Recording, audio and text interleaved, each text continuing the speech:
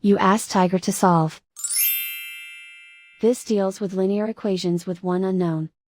The final result is u=2/9. Let's solve it step by step.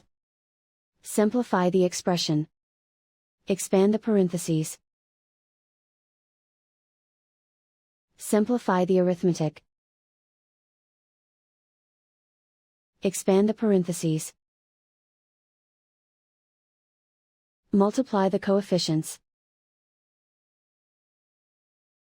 Simplify the arithmetic. Group like terms. Simplify the arithmetic.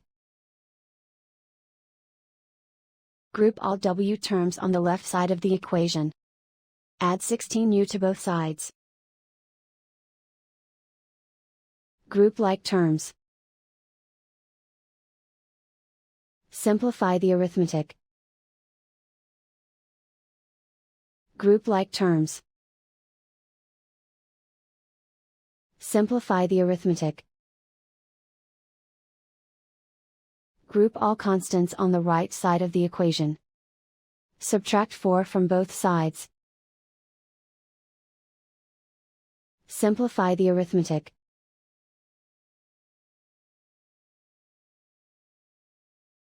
Isolate the w. Divide both sides by 18.